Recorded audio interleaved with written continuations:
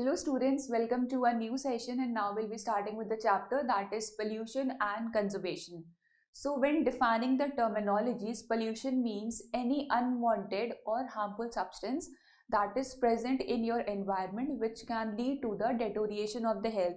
Nowadays, pollution has become very much common because of the more and more usage of the natural resources plus the deterioration of the environment. And how are we leading to the deterioration? Because we are just dumping the garbage here and there, we are cutting down the trees for urbanization and industrialization, we are building up more and more residential areas, we are not doing healthy agricultural practices. Apart from that, the areas where the industries are developed, all the effluents from the industries are directly dumped or are directly washed off into the water bodies. So there are many ways in which we are harming the environment rather than conserving it. So, if on one hand we are utilizing the natural resources available, if we are cutting down the trees, if we are destroying the wildlife or the natural habitat of the species, then on the other hand we must also adapt few steps to conserve this particular environment. Why have to we do so? Because we are directly dependent on the biotic factors of the environment. If we will continuously just use up these resources, one day will come that there will be extinction of such resources. So for our need, for our benefit only, we have to conserve this environment as well. For that, we can take up the steps such as we can perform afforestation, like if we are cutting down one tree, then we can at least plant two trees. We can maintain a healthy environment, we can adapt rainwater harvesting techniques, we can conserve the nature, we can prevent the extinction of the wildlife. So these are some of the steps by which we can conserve the remaining of the natural environment. So starting with the session, with the coming up of industries, man started extracting various minerals and metals from the earth. With the technological advancement, the needs went on increasing and the human beings started obtaining more and more from nature and using it for their benefit. Now, the reason behind this is overpopulation. The population has been tremendously increasing in the past years. So, to meet the demands of that particular population, people have start utilizing more and more natural resources, because we are utilizing more and more natural resources, because to accommodate that particular population we need a larger residential areas.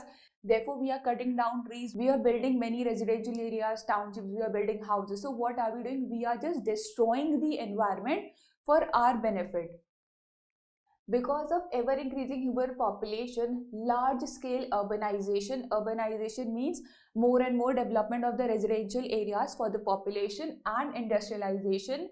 Humans have been exploring materials which utilize for their maintenance and welfare. Such materials of use are called resources, or more commonly natural resources. As I said, the population has been increasing so much that we have started exploiting these natural resources. And when talking about the natural resources, it means your soil, your water, and your air. We are causing soil pollution, water pollution, and air pollution, which is very common nowadays. How soil pollution is done? We are doing deforestation, there is soil erosion, we are using more and more pesticides and fertilizers which have more chemical content for better agricultural practices. Then coming to water pollution, how is water pollution being caused? Because of industrialization, the industries are just dumping off or draining off the harmful chemicals directly into the water bodies, which is leading to the deterioration of the aquatic ecosystem. Then coming to air pollution, now there is more and more usage of the vehicles, people are traveling by cars, so there are effluents from these vehicles in the form of carbon dioxide and sulfur gases, which is leading to mixing of harmful gases into the environment. Now coming to classification of resources, the resources which we utilize from the environment are classified into two types, that is inexhaustible resources and exhaustible resources. As the name suggests, inexhaustible resources are those which will never be exhausted or will become less or scarce even if we utilize them or we exploit them. So they are just renewable on their own. On the other hand, the exhaustible resources are those which, if exploited or overusage of these resources, will lead to the scarcity of that particular resource. So inexhaustible resources, They are unlimited in quantity and are not likely to be finished or exhausted. Examples: air, water, and solar radiation. Because we can utilize as much amount of solar energy from the sun, we can utilize as much heat from the sun, but it is inexhaustible. We can breathe in a lot of amount of oxygen. We perform the function of respiration 24 hours for every day. So there is inexhaustion of this particular resource, which is inexhaustible. Now coming to exhaustible, they are limited in quantity and are likely to be finished forever or exhausted. So when talking about exhaustible resources, we mainly talk about the coal and petroleum. Because of the increasing population and because of increasing usage of the motor vehicles for traveling here and there, people are utilizing more and more coal, more and more fossil fuels. So when they will be exhausted, it will take millions of years for again to form this coal and petroleum. That is why they are said to be exhaustible resources. Now, the exhaustible resources are also of two types, that is renewable and non-renewable. Renewable resources are those which, when exhausted, will renew or recycle themselves after a particular period of time. Non-renewable resources are those which, when exhausted with time and with their usage, they will not be able to renew themselves. So renewable resources, natural resources that can overcome the resource depletion due to consumption. Non-renewable resources that do not renew itself sufficiently for sustainable economic extraction in meaningful human time frames. Non-renewable resources are coal and petroleum, because once exhausted, it will take more than a million years for their formation again. We can use the renewable resources in an unlimited amount. We have to use this non-renewable resources in a limited amount. Then renewable resources, mostly their usage is environmental friendly. Non-renewable, harmful to the environment because the effluents from the coal and petroleum from the vehicles is causing air pollution. Renewable resources, they are convenient to use. Non-renewable, there are restrictions in using these. Renewable resources are freely available in nature, and non-renewable resources, they are expensive. Then coming to pollution, as I said, pollution is any unwanted or harmful chemical change in the natural or the man-made environment. Pollution is the degradation environmental air, water and land with waste from the human activities. We are only causing noise pollution, we are only causing water, air and land pollution because of our harmful practices. We are only deteriorating the agricultural land, we are only destroying the natural resources. There is over exploitation of the presence of the natural resources, so we are only causing this pollution because of the humanly activities. Some major polluting factors are smoke from factory chimneys, industrial waste discharged into rivers, ponds or the sea, agricultural chemicals polluting the water bodies as well as the soil, then exhaust fumes from automobiles, radioactive substance, oil spills, sewage discharge into lakes and rivers, loud noise and music. What is being told here, that our practices which are not very much healthy, these practices are only leading to the degradation of the environment. How? Because we are listening to the music at loud volume, which is causing noise pollution. There is more usage of the vehicles, which is leading to the air pollution. More effluents from the industries dumped into the water bodies, and into the air, which is causing air as well as water pollution. Now, when there is water pollution, it can also lead to soil pollution. How? Because the plant is absorbing the same water for its metabolic function. So plant is also absorbing the water with harmful chemicals into it, which is leading to the degradation in the agricultural practices also. So what are we doing is, we are just performing the humanly activities without knowing its after effects. Now coming to the categories of the pollutants. Pollutants are those substances which lead to the pollution or which can cause pollution. Now these pollutants are also of two types, that is biodegradable and non-biodegradable. Biodegradable pollutants are those which can be decomposed or destroyed by the environment naturally. Non-biodegradable substances are those which cannot be destroyed or decomposed and sustained in the environment for a longer period of time. So biodegradable is used to name any material that is capable of undergoing biodegradation. Degradation means destruction or decomposition with the help of natural resources or microorganisms. Non-biodegradable is used to name any material that cannot be degraded by biological means. Biodegradable materials easily and quickly undergo biodegradation. Non-biodegradable substances do not undergo degradation and sustain for a longer period of time. Rate of biodegradation is very high in soluble substances and it is very low in the insoluble substances. Biodegradable substance, it includes paper, clothes, fruit, mainly fruit peels and the clothes which are made up of cotton. So these substances, they are biodegradable. On the other hand, non-biodegradable substances such as steel and tin cans, plastics and polythene bags which you use oftenly, they are the non-biodegradable substances. That is why it is prohibited, or it is said to limit the use of these substances, because when sustained in the environment for a longer period of time, they can lead to the pollution of that particular place. Now coming to air pollution. Air pollution, water pollution and soil pollution are one of the most common types of pollution that is being caused in the environment. Apart from that, thermal pollution is also there, noise pollution is also there, which is also caused by the humanly activities. So air pollution, as the name suggests, is the degradation or the deterioration of the atmosphere which you live in. Air pollution is a grave problem, particularly for people living in large, congested, industrialized areas. Mostly the people living in the metropolitan cities where the population is very high, urbanization and industrialization is at a very progressive rate. So whenever there is industrialization at a progressive rate, it is leading to the effluents into the air also, which is causing air pollution at a faster rate. The air above such places is heavily laden with dust, smoke, poisonous gases, solid impurities, and offensive odors. These can be grouped under two categories: particulate pollutants, and gaseous pollutants. Now, particulate pollutants are those which are released from the smoke, such as the carbon dioxide. These are in their non-biodegradable forms. Now, gaseous pollutants, it can include sulfur, it can include other harmful gases such as ammonia, which are released into the environment. Now, harmful effects of air pollution.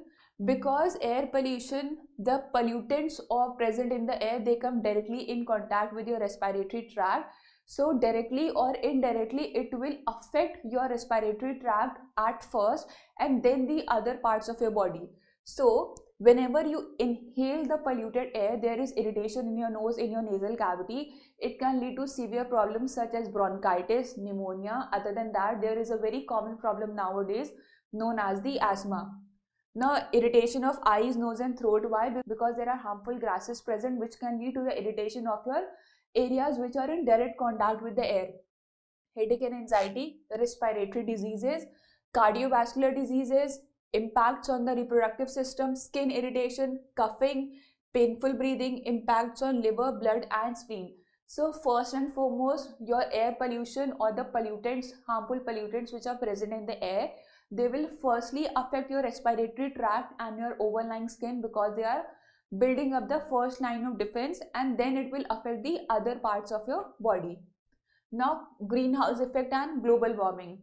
What do you understand by the term greenhouse effect? So you must heard that there are some plants which sustain in a warmer temperature. So a greenhouse is built in which the walls are made up of glasses. That glass, it entraps more and more heat and prevent the reflection of heat back into the environment. So the environment is a bit warmer there, which leads to the growth of that particular plant. So same is happening in the environment. What is happening here? Whenever there is sunlight, whenever there is radiation from the sun, most of the heat is reflected back into the environment, which keeps the temperature at optimum. But what is happening nowadays, that because of air pollution, there are certain gases such as carbon dioxide, methane and all. What are they doing is they are preventing the reflection of this heat back into the environment, which is leading to a more warmer environment, that is leading to global warming. And because of this global warming, there is more and more increase in the temperature of places, which can lead to destruction of the agricultural field, destruction of many habitats as well. Now moving on to water pollution. Water pollution is another most common type of pollution which is caused because of the increasing industrialization, because of harmful agricultural practices.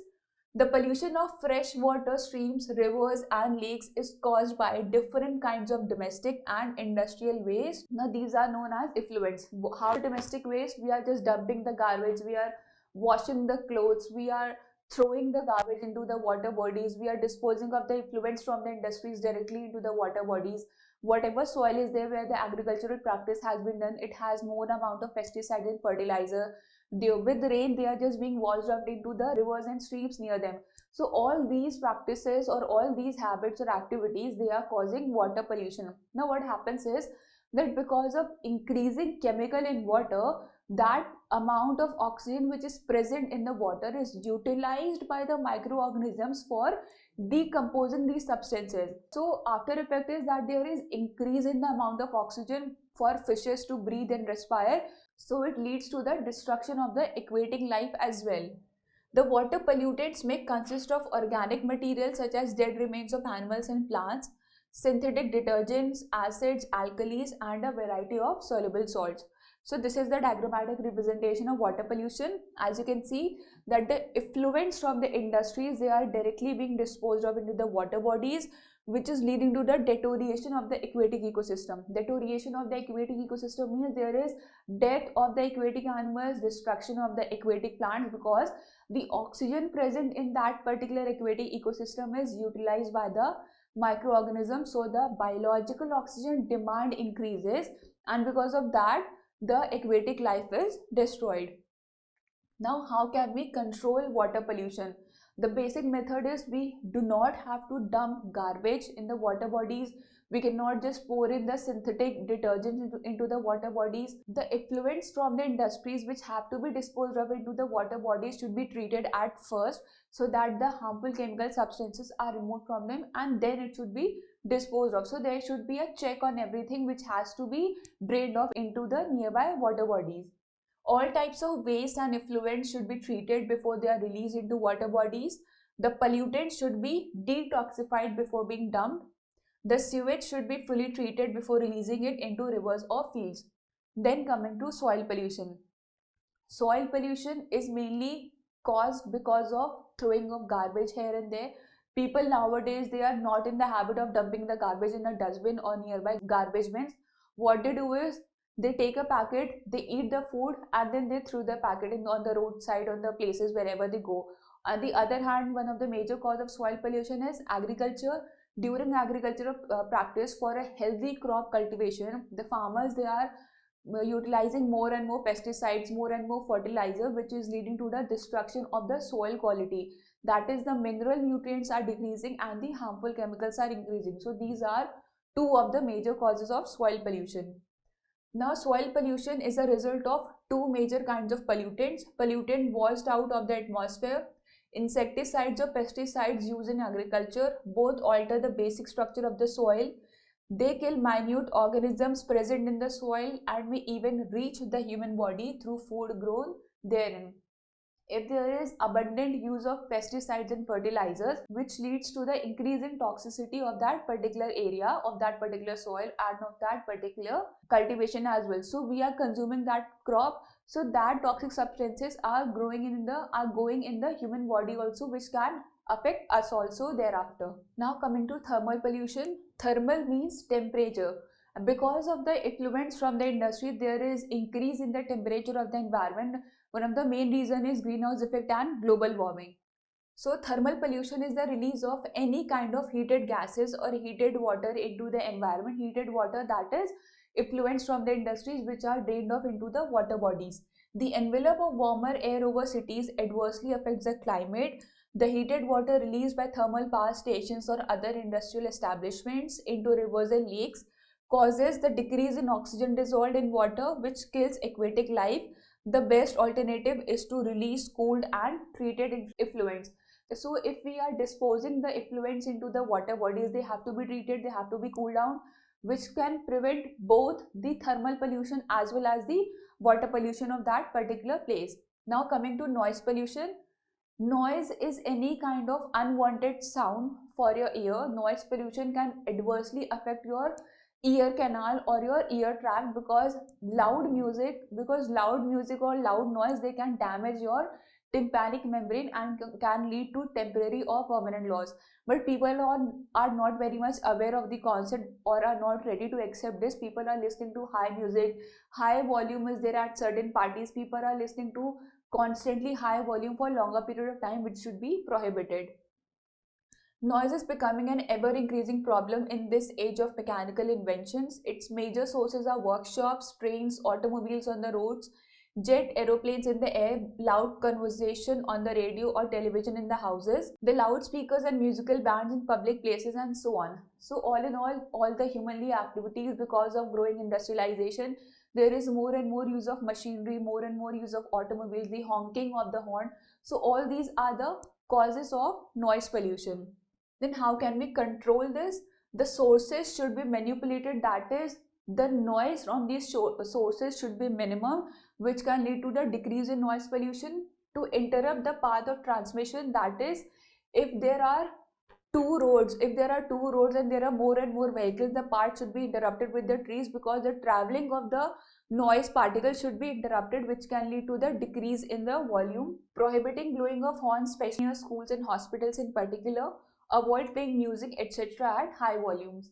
Then coming to conservation of natural resources. As I said earlier, that people are exploiting the natural resources available in the environment, and one day will come when there will be scarcity in these natural resources, or they will become extinct, or they will become exhaustible. So there is a need to conserve these natural resources to preserve the environment, and the techniques are: you can do contour plowing, terracing, we can use crop rotation, and no-till farming. So these are some of the agricultural practices by which we can conserve the natural resources present in the environment.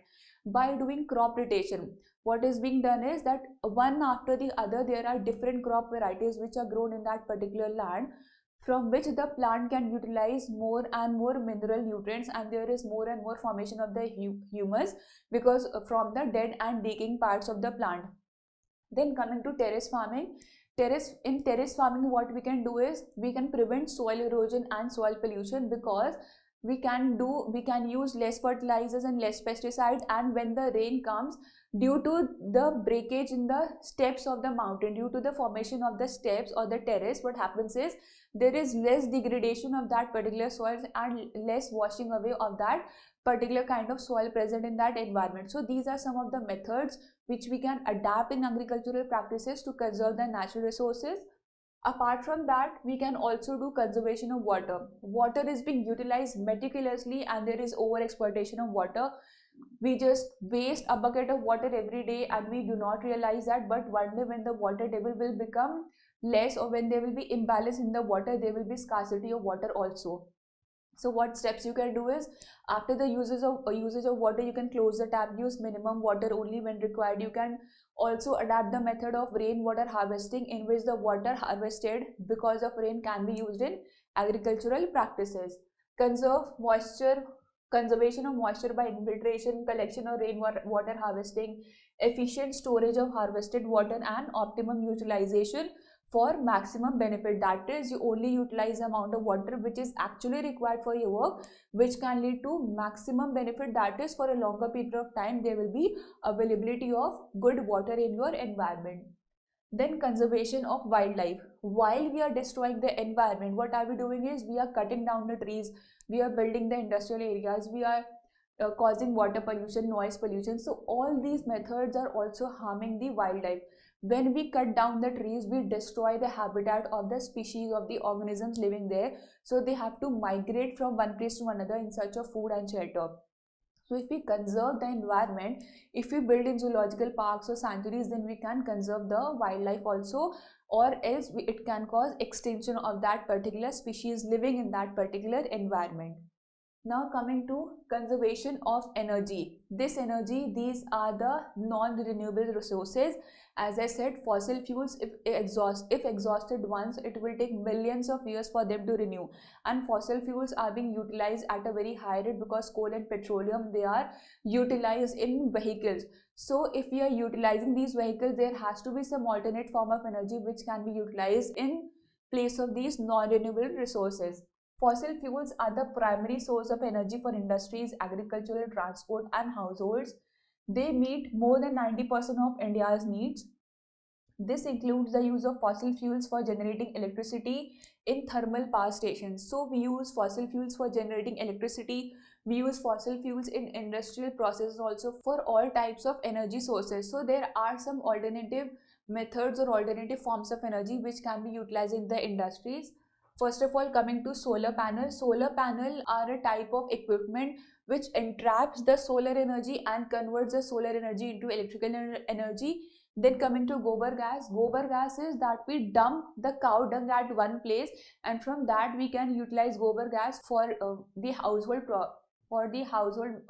activities instead of utilizing methane or LPG in the gas cylinders. Then coming to windmills and hydroelectric power. Through windmills, through the motion of the wind and through the motion of the water, there is also formation of electrical energy or the electric currents which can be utilized by the industries for running the machinery, which will lead to less utilization of the fossil fuels and which will lead to inexhaustion of these resources. And by this we come to the end of the chapter, pollution and conservation. In this you have to remember the types of pollution, the causes and the effects, and what are the differences between renewable, non-renewable resources, biodegradable, non-biodegradable substances, and the other forms of conventional source of energy. So that is all for this session. Thank you so much.